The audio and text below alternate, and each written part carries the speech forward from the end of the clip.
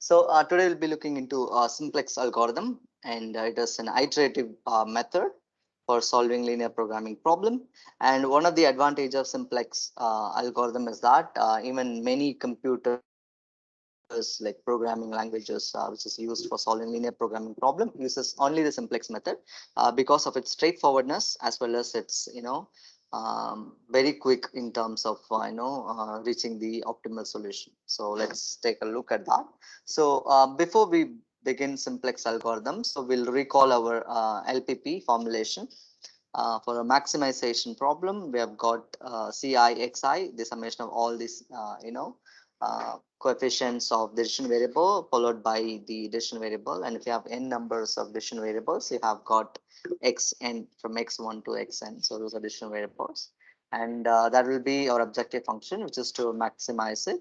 And with the constraint AJI, J is the number of, the constraint equation. I is the number of decision variables and xi is the decision variable ranging from I ranges to 1 to n, j ranges to 1 to m. So all these things we have talked about in detail. We talked about formulation, and we talked about the basic solution using algebraic method for linear programming problem. And we also talk about geometrical method or graphical method for solving two variables maximization case. Today we're going to look into the simplex method. So it's a very, very, very important method. In fact, in examination, if it is deliberately asked to solve a linear programming using simplex, you have to use simplex. So simplex is very important, but it's also an important methodology for solving LPP with multi level of or many variables having more than 5, 6, 7, and so on. So LPP nascent form of solving those LPP with many variables are very difficult. So we prefer one and only methodology called simplex method, right? So something like that. And what we're gonna do is this we take a maximization case today, and tomorrow we'll do a minimization problem in simplex because those two things, simplex using maximization criteria or and the constraints with less than equal to is entirely different from with the mixed constraints as well as in the minimization case. So we'll be doing one at a time. So today we'll be focusing on the maximization problem. So this is a typical maximization problem which has got its constraints and the non-negativity conditions and so on, right? So what we're going to do is, you remember in the numerical example we solved the maximization problem, the two-wheeler problem. So we're gonna convert this less than equals to equals to symbol, and we try to solve using the numerical method as well as the geometrical method. Right? So in simplex method, we're gonna take a same problem which we discussed for the regular or simplified solution for LPP, and we'll just see how easy simplex is and how straightforward it is, right? Something like that. So to convert this into equality symbol, what we're going to do is, so this is a very important thing. So kindly pay attention to this. Like if your constraints have less than equals to, then you have to add a slack variable which is called s in the constraint, so that when you add plus s to it, so this will becomes equals to symbol, right? So we'll talk about this in the example, so we'll understand much better what I'm going to discuss. Today is a maximization case with all constraints of the type less than equals to. So we're going to add a slack variable which is plus s, so which means we are adding a slack variable, and to remove this inequality to equality. If your constraint have got greater than and equals to, which is greater than equals to, then what you have to do is you have to subtract a slack variable which is minus s, then add an artificial variable plus t. So this is a very important thing. And in many textbooks, they have defined the artificial variable as a. Since we have a coefficient for the decision variable as a, j, I, so in order to have clear cut distinction, so we use the letter t. It's up to you, so you can use any nomenclature. Or in sometimes people use x3 x4 if they have two variables as two variable problems. They can use x3 as slack variable and x4 as artificial variable, but it looks very confusing. But to know to differentiate that, so I've given slack variable as s and artificial variables t, right? Something like that. Then if there is equality constraint itself, then in order to make the system of linear equation, then you have to add an artificial variable t. So this is one thing that you should really know. For a less than equals to constraint, you have to add plus s, and greater than equals to is the minus s plus t, and equality symbol also gets converted into equal to, because to compensate the loss, in order to avoid the loss of transmission, or that particular loss of generality. So we add an artificial variable t, right? So this is what we're going to do. And today's lecture will be taking a look at the maximization problem. So most of the constraints are less than equals to, and we'll be adding an slack variable, and let's take a look at that one. And this is the typical thing. Say this is a standard maximization problem when which we have got the maximization objective function, and aj I xi less than equals, all constraints are less than equals to constraint. And to convert that into standard form, what you do is, as I told you, if you have less than equals to constraint, you have to add a slack variable. Say I'm going to add a slack variable j. J ranges from 1 to m number of constraints, and something like that. So then this greater than equals to less than equals to will become equals to. So this is a maximization problem, right? Same way in a minimization problem, Zeeman, we'll talk about greater than equals to constraints. It has got always greater than equals to for a standard problem. Then to convert that, the convention is you have to subtract a slack variable and add an artificial variable. So what I'm going to do is I'm going to subtract a slack variable and add an artificial variable, and then it becomes equals to, right? Then from this point onwards will be pretty easy for you to solve using simplex method. So this is an overview of converting the problem into equality constraint.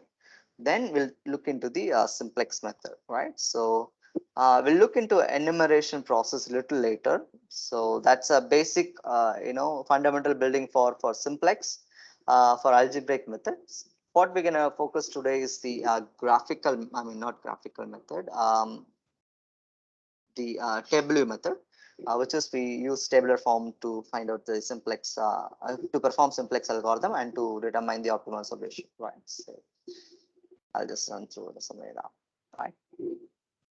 This we'll come back to this a little later. Right. And simplex method, or generally iterative process. There are two things. One is called algebraic tableau and matrix tableau.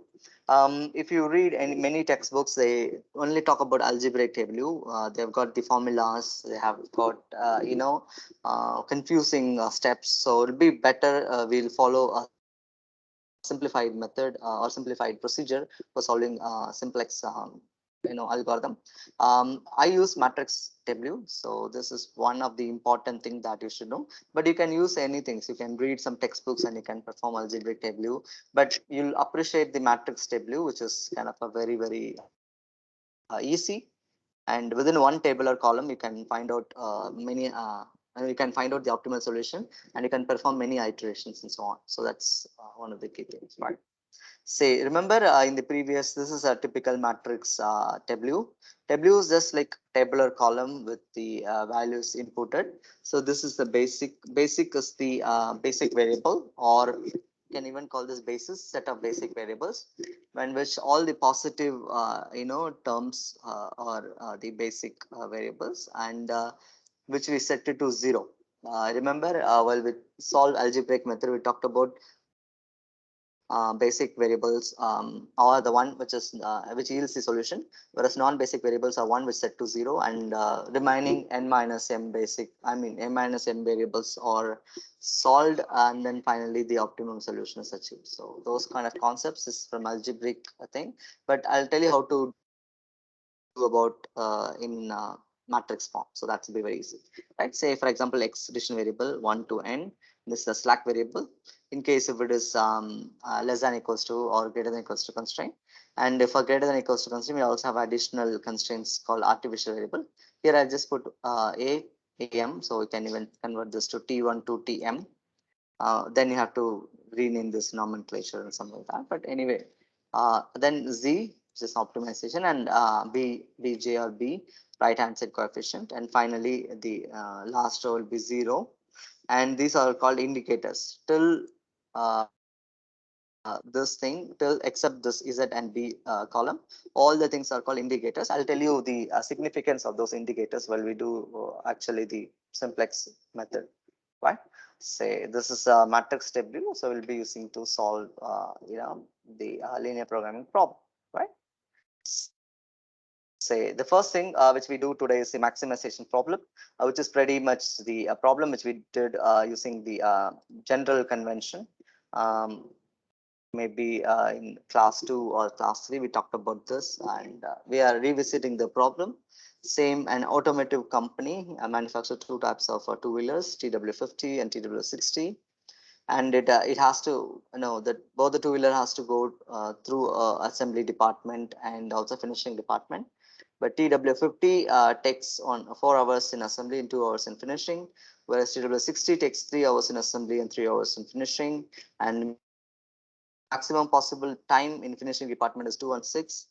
Assembly department is 2 and 6, and finishing department is 192 hours. And then the profit yield per TW50 sold is 7,000 rupees. And same for TW60, per unit the profit is 9,000 rupees. And we need to find a different combination. Say how many numbers of TW50 and TW60 is to produce so as to get an optimum or the maximum profit. So that's a problem.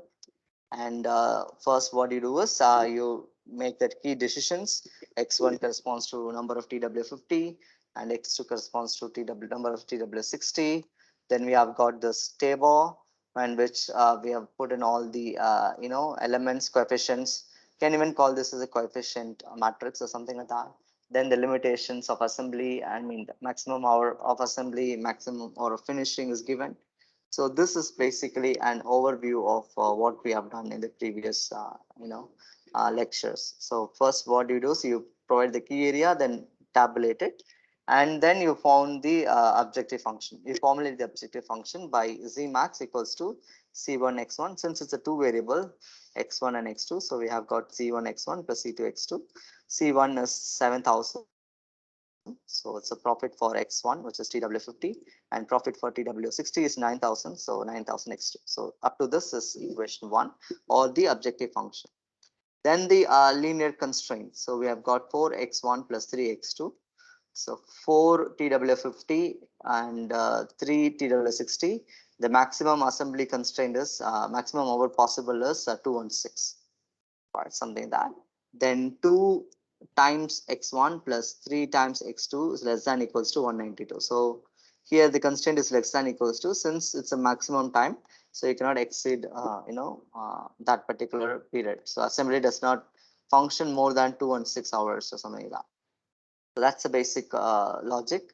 Then you convert this. This is what we have not done previously. It's kind of the the approximately closer to uh, a simplex methodology. What we do is, in order to convert this less than equals to equal to constraint, we have to add a slack variable called S1. So when you add a slack variable here, this will become 1 into S1 equals to 216. Then for the second one, in order to convert the less than equals to equality constraint, we'll be adding S2 variable. Since we have provided S1 here, we cannot provide S1 here, but we have to provide another variable. It's called S2. Say 1 S2 equals to 192, right? Or you can even talk about, making this in form of a matrix table. So you can provide 1x1 plus 0x2.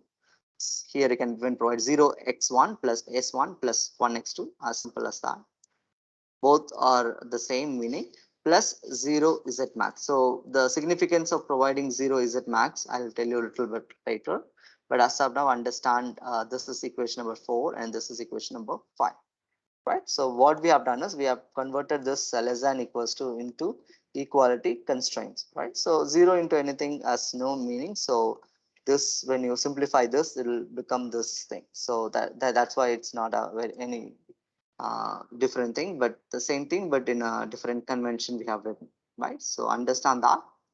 4x1 plus 3x2 plus 1x1 plus 0s2 plus 0 Z max equals to 216, right? 2x1 plus 3x2 plus 0s1 plus 1s2 plus 0 Z max equals to 192. So we have got two constraints.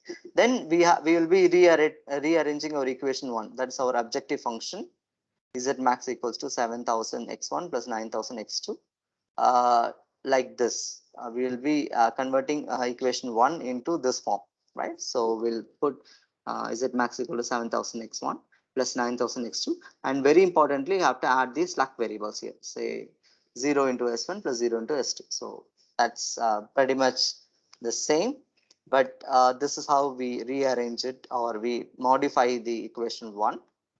Then what we do is we rearrange the terms, like here Z max is the last, then x1 x2 and all equals to some 192.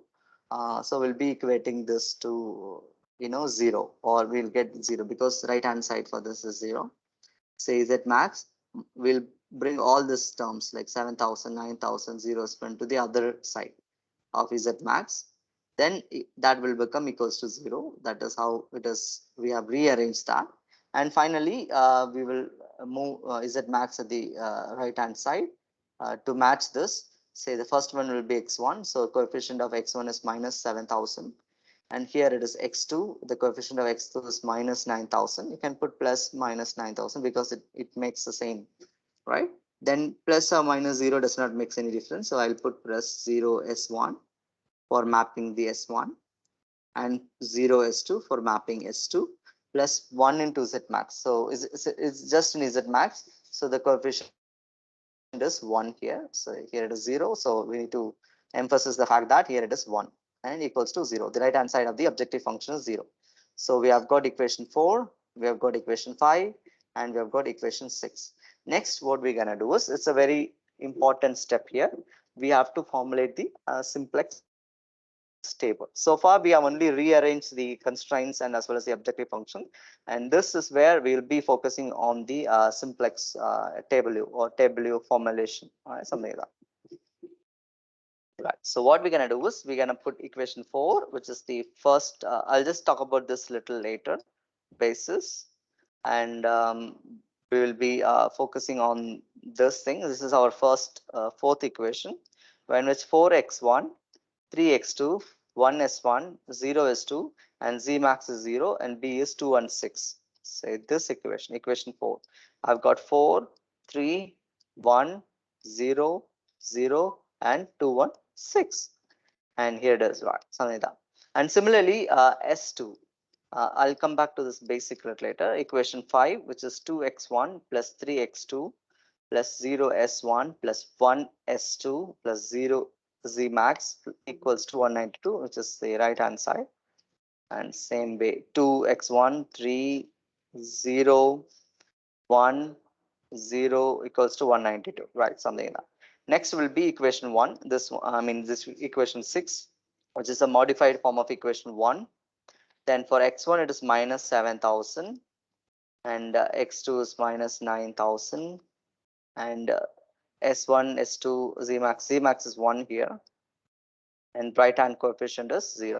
So this is 0. So this is a very important thing. In fact, you can make multiple tables in a notebook of similar nature corresponding to one thing. For sake of clarity, I have divided, for sake of explanation also, I've divided them into different tables. Do not carry it away, we have got a lot of tables, but you can do everything in a single table itself. For the understanding purpose, I've just made it, different tables and corresponding explanations and so on, right? Something like that, right? Now we'll come back to this called basic, which is that here, initially we have to set these things to 0. So that's a basic algebraic convention. Say here we'll look into the positive terms other than the decision variables. Here the positive term is s1 and positive term is s2 here, and we don't have any other. This is just 0, so it's not included. So that's why we put s1 here and s2 here, and z max is a default row. As I told you, this is an indicator row. Say this are called indicators. So why we call indicators, I'll explain in a couple of minutes. But these are indicators, and this has the Z max value, and there's a right hand side coefficient, right? Something like that. Right. Now what we're gonna do is we have to include the quotient, a separate column called quotient, and also we'll be incorporating row numbers from this point of onwards, and we'll just solve the problem, right? First, what we're gonna do is once you make a simplex table, for a maximization case, we'll be looking into the indicator cell, which is from this cell to this cell, right? Excluding Z max and B. This is the indicator cell. We need to find a value that is more negative or least value. Say in this case, minus 9,000 is the least value, or you can even say that is most negative value. So this is a very important thing.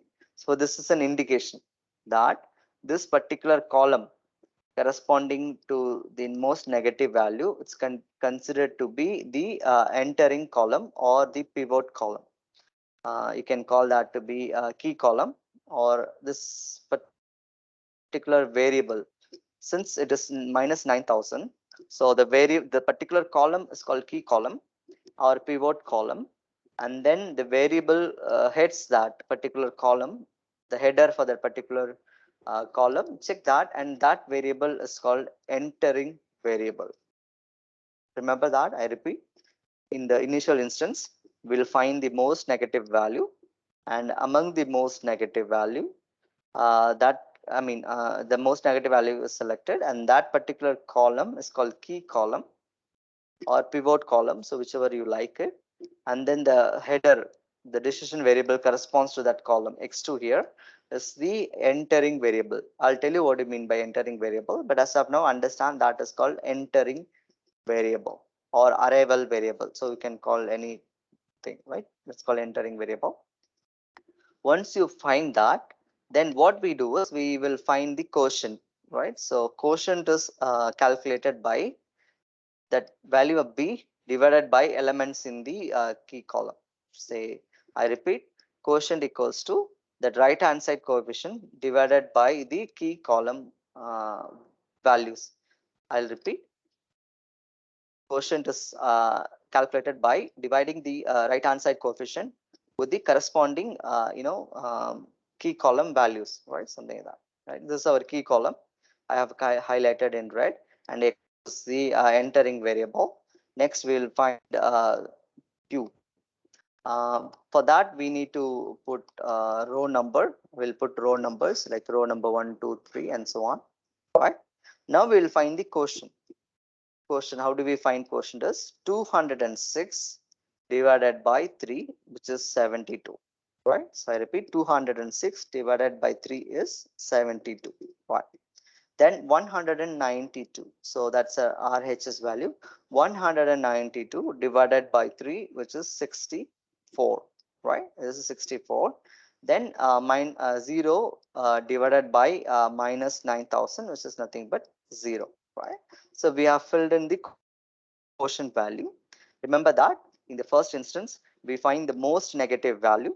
Then that particular column is called key column, and the variable corresponds to that is the entering variable. Then once you find all the quotients, you have to find the least positive number. Remember, this is the most negative number, and in the quotient we will be finding a least positive number. Say in this case, the least positive number is 64. Leave out the 0 because we only take up the positive numbers, excluding 0 and negative numbers.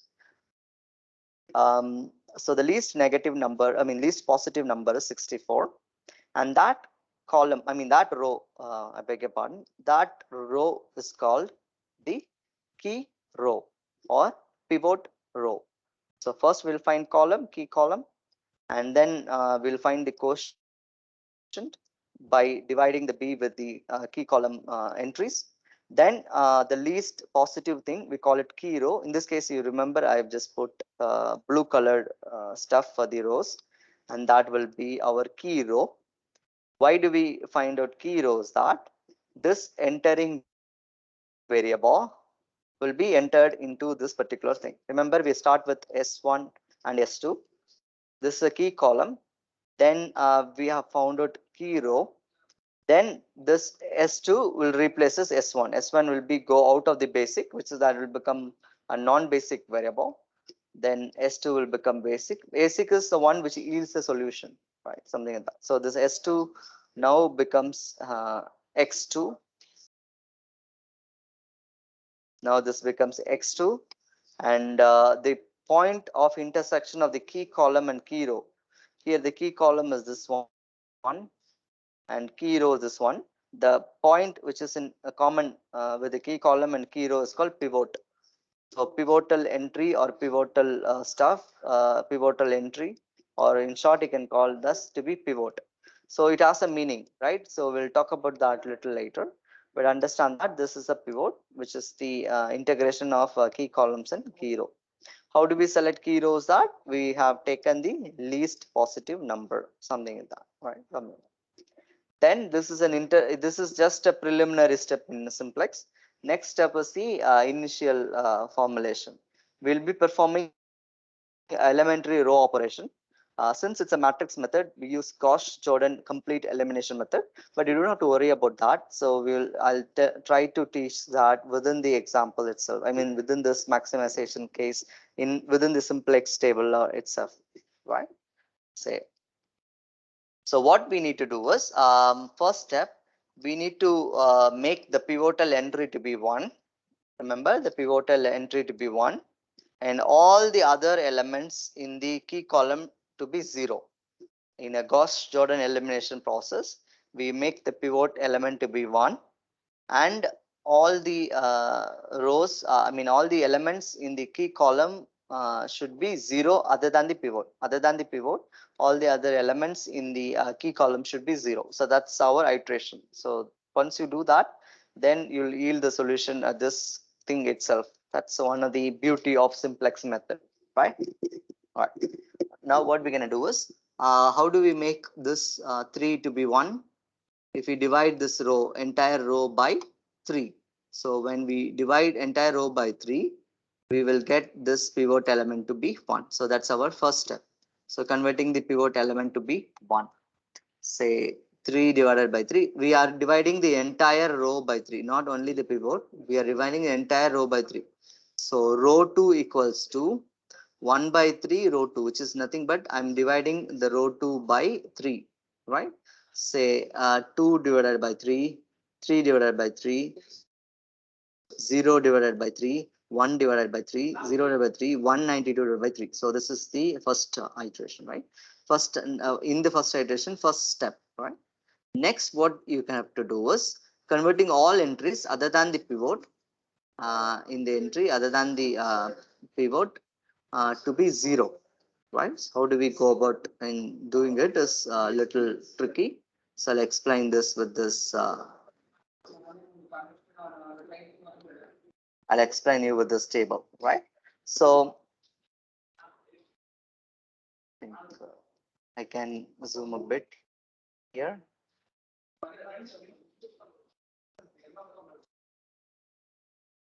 Right. So what we have done is we have made this row divided by 3, and finally we achieve that pivot is 1. Right. Then what we have to do is we have to make these elements to be 0. Right. So how do we go about and do that is using our row 2. With the row 2, we can make this particular thing to be 0. Right. So I just go back to the previous case itself. Right. So what we're going to do is this is 1. Right. So what makes this 3 to become 0? So we can do so by adding this with a negative 3. We add, when you subtract 3 from here, you'll get 0, as simple as that. And for to making this 9,000 minus 9,000 to be 0, you can simply add 9,000 to it. So how do you go about and do that is this row 2, right? So row 1 equals to row 1 minus 3 times row 2. So I just repeat, row 1 equals to minus 3 times row 2. The reason is that here it is 1. In order to make this 3 to become 0, we only multiplied minus 3 with row 2 value here, this value, which is 1. Then when you add it with this particular existing value of 3, it will become 0. As simple as that. But this will become 0. But not only that, you have to perform that particular operation throughout this row 1. So that's a very important thing. Generally people students make a mistake here. They make it 0 and this 0, but they don't care about the other elements. So it's a Gauss-Jordan elimination method. So you have to use the entire row to become that particular operation, right? Say, as I told you, row 1, which is nothing but row 1 minus 3 times R1. So this one, row 1, which is 4, minus 3 times, which is R2, which is this 3. I just put 2 by 3. Then here existing value is 3 minus 3 times the R2 value, which is nothing but 1. So this will become 0. Then existing value is 1 minus 3 times 0, which is here 0. So this will retain the same. And 0 minus existing value is 0 minus 3 times this value 1 by 3. So this will become 0 minus 1. 3 into 1 by 3 and 3 and equals to 0. Existing value is 0 minus 3 times 0. Minus 3 is here and 0 is this value and something like that.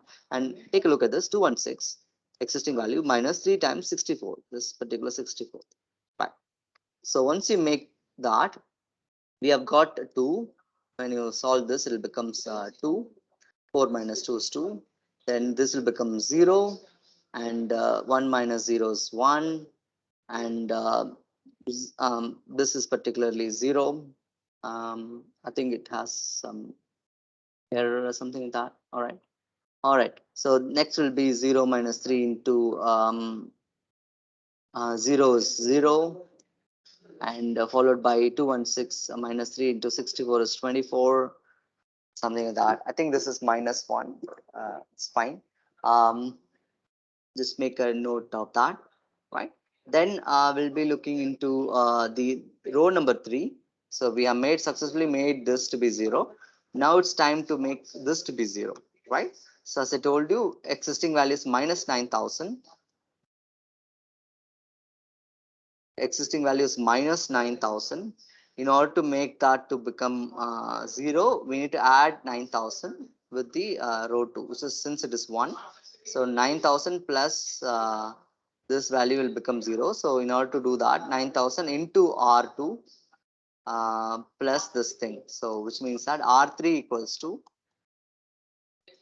R3, which is nothing but this is not equals to R3, now becomes something like that. Now becomes R3 plus 9,000. It's not minus 9,000. Existing is minus 9,000. In order to make that to be 0, we'll add 9,000. 9,000 into R2, which is nothing but this row. When you add that, it will become 0, right?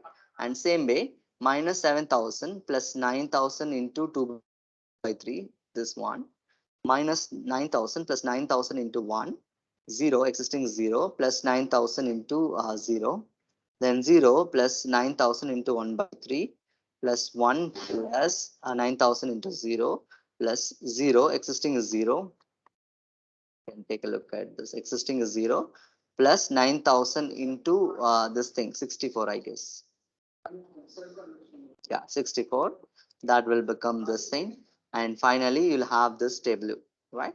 So here x2 value is 64 and Z max value is 5,76,000. But x1 is not comes into picture, so the iteration is possible. So there's an iteration available. Maybe next iteration you get the result, or for the iterations you'll get the optimal results. But as this point, x2 is 64. So this corresponds to corner point 0, 64 in the graph. I'll just show you. 0, 64. So this point. So what simplex does that is it will scan the points in the feasible region, right? First it scans here, next it comes here, and in this point it checks whether this is feasible. and if further iteration possible, it goes here, and if checks whether it is optimal.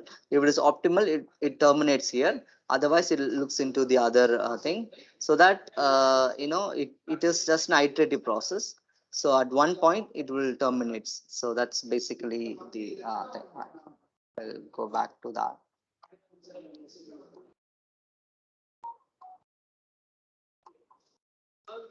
And yeah, so that's the corner point.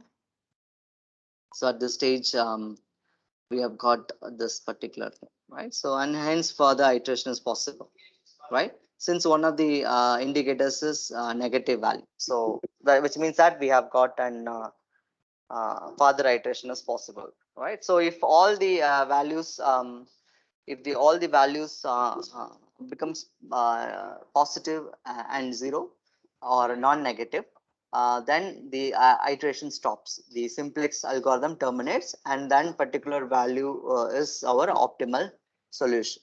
Right, Samita. Next is iteration 2, right? This is an intermediate simplex. The first thing is the initial simplex, then there will be intermediate simplex, or how much over we get in between, we call intermediate, and final optimal solution, which yields that simplex is called final simplex table, right? So what we do is we have to repeat the step 4.1 to 5.1. So whatever we have done, we need to repeat that, right? And I've just given a convention 2 by 3, 1 by 3. You can even put it in decimals and start doing it. But one big problem is that, like, if you do it with decimals, then there will be some loss due to the rounding of things. So you'll get a round of error. So I'd advise you to keep it fractions, so you can make it round off the initial final stage rather than the initial stage or intermediate stage, something like that. So this is what we got so far, right? Now we need to look into the cell which has the most negative number, the indicator. So this is the indicator.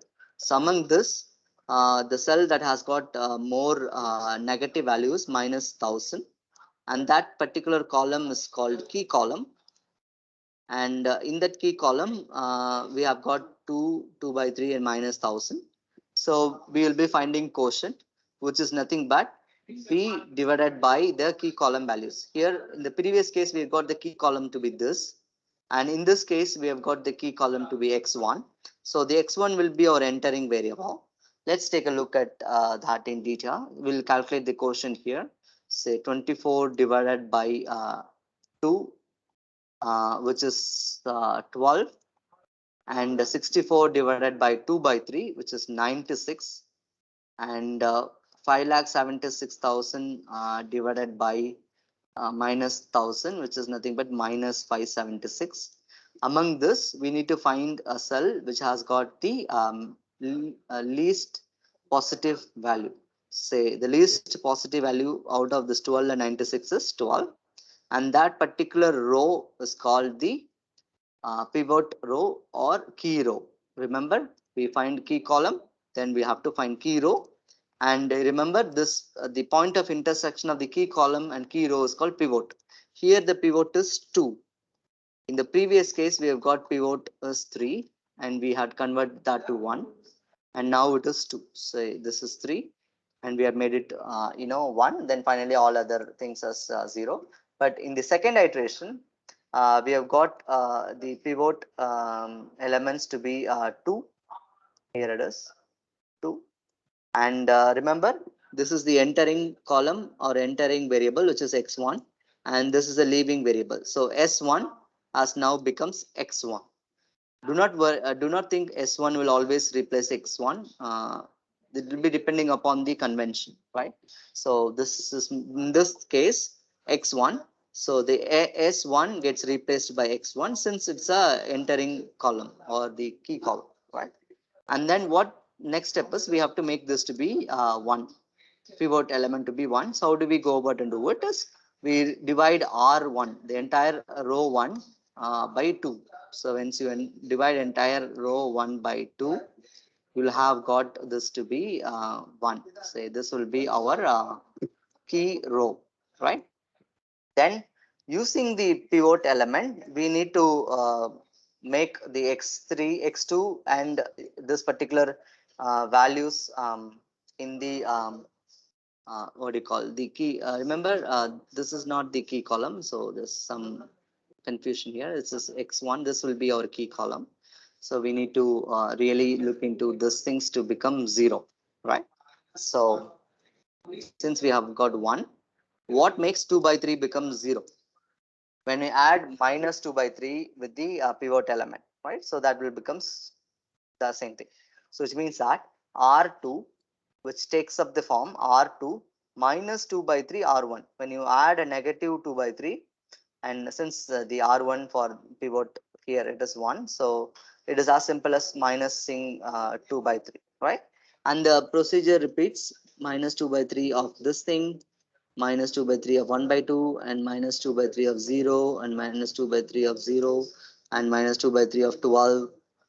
The entire row, you perform this elementary row operation, something like that. Next is minus 10,000, I mean minus 1,000. Minus 1,000, how do you make it 0? Is simply add 1,000 with the R1 value.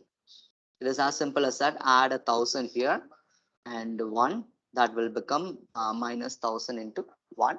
And same way you repeat all the things. You add 1,000 along with the row 1 value, whatever, sorry, this one row 1 value, and that will become our final table, right? And in this step, what we have seen is we have got value for x1. X1 corresponds to 12, and x2 corresponds to 56, and Z max corresponds to 5,88,000, right? Something like that. So, and then you can see in the indicator column, is there any negative value or most negative value exists? Since we don't get any negative value at all in the indicator cells, which means we have reached the final iteration, right? That's, we have found out the final solution, which is x1 equals to 12. Zoom a bit. X1 equals to 12 and x2 equals to 56, and Z max is 5,88,000. Remember, in 2 iteration, it fetches you the results. Remember, in it checks here, and we have got 5,66,000, and it does not have a value for x1. X1 takes up 0 and x2 64, and then it gets into this point, which is 12. X1 equals to 12 and x2 is 56. Then that's our optimal solution, which optimizes, and it does not goes to the third because it itself is an optimization thing, and we got completely completely optimized. Since it's optimized here, so it does not go here. But sometimes if you have a multiple optimal solution, we'll talk about that a little later, maybe Thursday's class. We'll be looking into simplex method for finding out the other criterions like alternative optima or multiple optimal solution or infinite solution or unboundedness or degeneracy and other related stuff. Something. Right. So that's how we will be finding out using a simplex method. You don't have to make up multiple tables like this, since for convention I have made. You can even make it with limited things itself, something like with a single table itself.